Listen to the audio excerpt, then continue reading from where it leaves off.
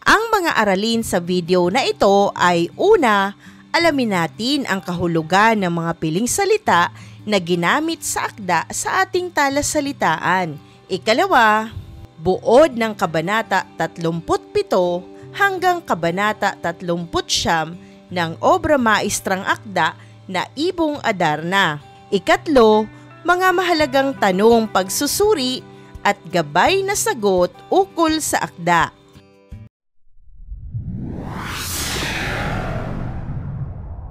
Dumako na tayo sa ating talasalitaan. Unang bilang, prasko, banga o vase. Ikalawa, lirip, isip, alaala. Ikatlo, gunawin, wasakin, sirain. Ikaapat, nakatungo, nakayuko. Ikalima, pasyahan, desisyonan. Ikaanim, kapulungan, pagtitipon, pangkat ng mga tao. Ikapito, panambitan, kahilingan, panawagan. Ikawalo, sukaban, taksil, trahidor. Ikasyam, pinatid, pinutol. Ikasampo, mungkahi, suhestyon, panukala. Ikalabing-isa, nakamasid, nakatingin, nakabantay. Ikalabing-dalawa, inilahad, kinuwento, binulalas, isinalaysay. Ikalabing-tatlo, nagpahayag, nagsabi, nagwika. Kabanata 37, Huling Baraha.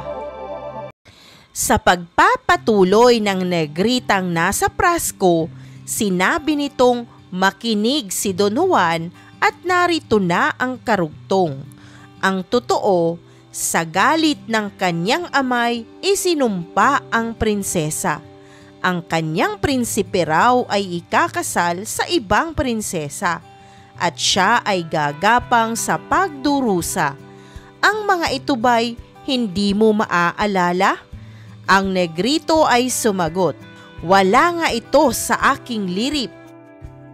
Sa mga naririnig, ang prinsesa'y labis na nasasaktan. Siya'y tumayo na tila hindi na mapipigil pa ang kanyang galit.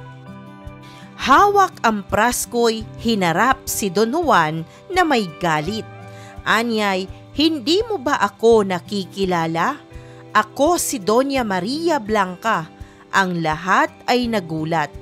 Akmang babasagin na niya ang prasko upang gunawin ang buong kaharian. Siya namang pagbalik ng alaala ni Don Juan. Nakilala niya sa wakas ang prinsesa. Niyakap ni Don Juan ang minamahal na kasintahan. Isinalaysay ng prinsipe ang pangyayari. Sila'y humarap sa kapulungan. Ipinakilala si Doña Maria Blanca na kanyang kasintahan. Ipinaalam niya ito sa lahat. Hiniling niya na rin sa ama na ang prinsesa ang kanyang nais pakasalan. Dahil sa pangyayari, ang palasyo ay tila nagkaroon muli ng gulo. Si Leonora ay malungkot na nakatungo, pagkuway itinaas ang kanyang ulo. Kabanata 38, Ang hinakdal ni Leonora. Tiningnan ni Doña Leonora ang Haring Fernando at nakiusap na pasyahan ang kanilang kalagayan at kung anuman ang pasya, iyon na ang kanyang kapalaran. Muling binalikan at sinalaysay ni Leonora kung paano siyang natagpuan ni Don Juan. Sinabi nitong isang balong malalim ang pinto at daan patungo sa kanilang tirahan. Doon siya natagpuan at kanyang nakilala si Don Juan.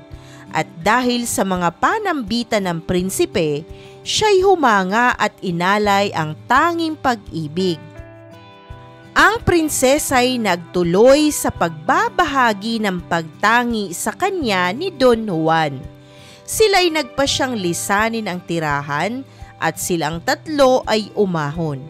Ngunit nang paalis na sila, bigla siyang umurong na sumama sapagkat naiwan niya ang singsing na pamana pa ng kanyang mahal na ina at nais niya itong balikan.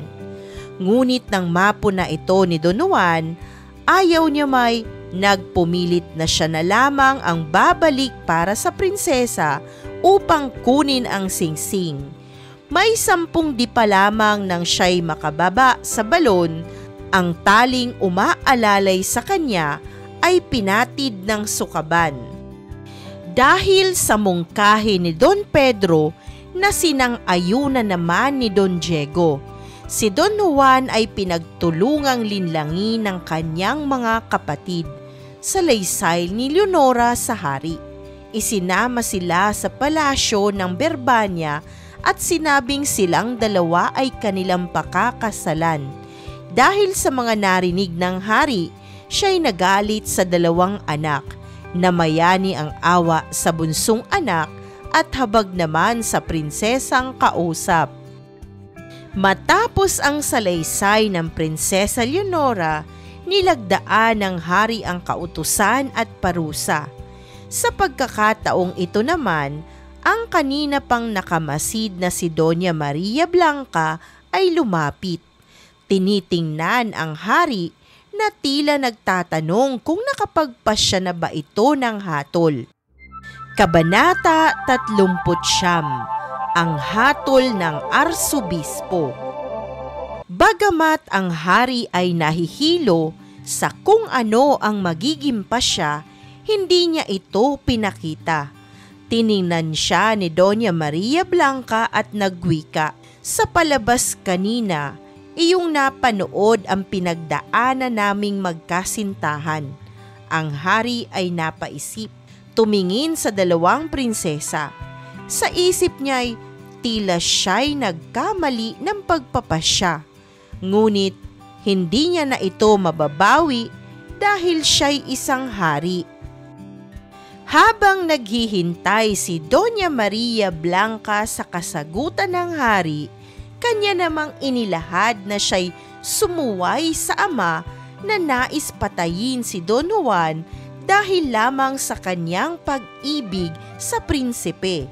Ika pa ng prinsesa, mas matibay ang kanyang pag-ibig kaysa sa hirap na kalabanin ang sariling ama. Matapos marinig ang mga tinura ni Doña Maria, natigilan ang hari. Pinasya niya na itanong na sa Arsobispo ang tamang kapasyahan at hatol. Ang Arsobispo ay nagpahayag na ang kanyang pasya ay utos ng simbahan at kalangitan. Ang unang pakinggan ay ang nais at kagustuhan sa pag-ibig ni Don Juan. Dahil sa napakinggan, tila nawala ng pag-asa si Doña Maria. Nagdamdam at lumuha ang prinsesa. Habang tumatangis, sinabi nito ngayon niya lamang napagtanto na ang batas ng tao ay liku-liko. Sa nagkamali ay mabait, samantalang sa matuwid ay malupit. Iyong napakinggan ang buod ng 3 kabanata sa obra maestrang akda na Ibong Adarna. Dumako tayo sa huling bahagi ng video na ito, ang mga mahalagang tanong, pagsusuri at gabay na sagot ukol sa akda. Unang tanong, naging patas ba ang pasya ng lahat para kina Don Juan at Doña Maria? Narito ang maaari mong maging gabay na sagot. Sa kabanatang ito, nanaig ang karapatan ni Don Juan na pumili at magpasya para sa kanyang pag-ibig. Ipinapaunawa sa atin ng mga pangyayari ang kahalagahan ng kalayaan ng pagpili ng isang tao kung sino ang iibigin at nais makasama habang buhay. Ang pasya ng palasyo ukol sa pagbibigay kapangyarihan kay Don Juan na pumili ay patas na pagkakataon. Tama lamang sapagkat buhay at kasiyahan niya ang nakataya. Higit kanino man, siya ang nakakakilala sa kanyang kasintahan at siya rin ang nakababatid kung ang kanyang iniibig ay totoo at makakabuti sa kanya. Ikalawang tanong, Kung ikaw ang nasa kalagayan ni Doña Maria, gagawin mo rin ba ang ginawa niya upang bumalik sa kanya si Don Juan? Narito ang maaari mong maging gabay na sagot.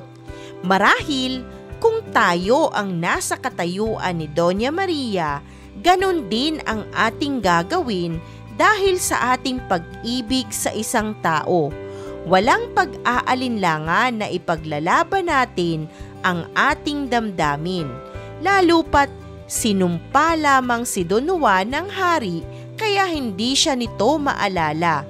Mahalaga ring matupad ang sinumpaan nating pangako sa isang tao. Kung tayo man ang nasa kalagayan nilang dalawa na marami ng pinagdaanan bago marating ang Berbanya, hindi natin maaatim na iwan ang isa't isa. Mananaig na ang pag-ibig kaysa sa anumang pagsubok. Isang mahalagang aralin muli ang iyong napanood. Maraming salamat sa panonood sa channel na Aralin sa Filipino. Huwag mag-atubiling mag-comment ng inyong tanong, suggestions o paglilinaw ukol sa aralin. Munting kahilingan sa iyong kaibigan, paki-like, share and subscribe para updated ka sa mga susunod pang bagong video ng Aralin mo sa Filipino.